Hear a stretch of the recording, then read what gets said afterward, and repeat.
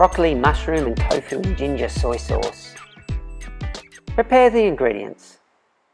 Cut the florets off a broccoli stem. Slice the stem into bite-sized pieces. Mix rice wine vinegar with soy sauce. Grate the ginger. Cut the tofu into bite-sized pieces. Mix corn flour and half a cup of water. Pour the vegetable stock, soy sauce, rice wine vinegar, raw sugar and ginger into a hot wok. Add the broccoli stems and the mushrooms. Add the tofu pieces. Bring to the boil. Add the broccoli florets. Add the corn flour and water slurry. And stir and bring to the boil to thicken. Serve with brown rice.